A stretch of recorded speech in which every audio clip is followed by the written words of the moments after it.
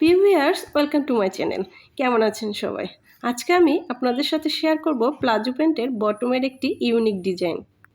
আশা করি ভিডিওটি শেষ পর্যন্ত দেখবেন, তাহলেই আপনারা খুব সহজে তৈরি করতে পারবেন। প্লাজো প্যান্টের এই যে নিচের এই দিক থেকে আমি 5 ইঞ্চিতে একটি দাগ দিয়ে নেব, আর নিচের যে হাফ ইঞ্চি রেখেছি ওইটুকু রেখেছি সেলাইয়ের জন্য।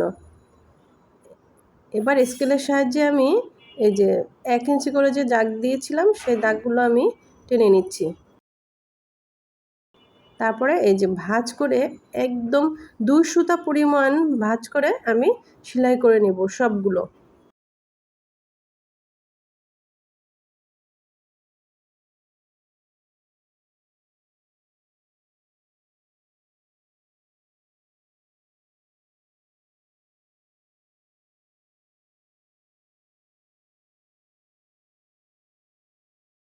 এই যে 2 সুতা পরিমাণে আমি ভাঁজ করে নিয়েছি। এরকম একে একে সবগুলোই আমি ভাঁজ করে সেলাই করে নেব।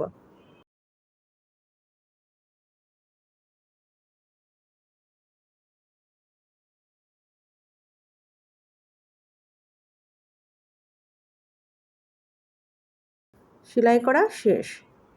এবার নিচে বটমের নিচে যে আমি মুড়িয়ে যে ভাঁজটি দেব সেই ভাঁজটির জন্য মাপ দিয়ে কাপড়টি কেটে নিচ্ছি।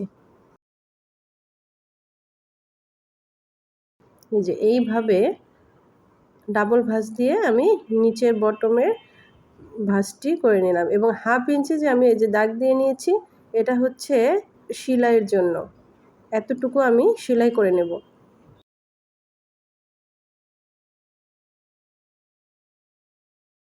এবার এই যে 2 ইঞ্চি পরিমাণ চওড়া, এই যে কিভাবে ডিজাইনটা করছি, প্রথমে একটি ভাঁজ দিয়ে পরে আবার আরেকটি ভাঁজ দিলাম। এবার আমি সেলাই করে নিচ্ছি। এইভাবে অনেকগুলো আমি বানিয়ে নেব। এই যে বানানো শেষ। এবার আমি কিভাবে এটি সেলাই করে নিচ্ছি একটু মনোযোগ সহকারে দেখবেন। এবার আমি প্লাজোর উপরে যে ডিজাইনটি করেছিলাম সেই উপরে একে একে করে আমি এই কাপড়টি লাগিয়ে নিচ্ছি। যে লাগানো শেষ। এবার যে আমি কাপড়টি বটমের জন্য ভাঁজ করে রেখেছিলাম সেই কাপড়টি এবার আমি সেলাই করে নিচ্ছি।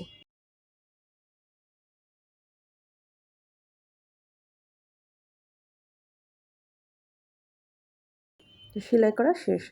এবার আমি উল্টিয়ে আরেকটি ডাবল সেলাই দিয়ে নেব। ভিউয়ার্স, ভিডিওটি ভালো লাগলে চ্যানেলটি সাবস্ক্রাইব করে আমার সাথেই থাকবেন। লাইক, কমেন্ট, শেয়ার করবেন। এবার আমি এই যে বটমের কাপড়টির যে বাড়তি অংশটুকু ছিল এই অংশটুকু আমি কেটে নেব। ভিউয়ার্স, এই যে প্লাজো প্যান্টের ডিজাইন করাটি শেষ। খুবই সহজে আপনারা বাড়িতে তৈরি করতে পারবেন। ধন্যবাদ সবাইকে।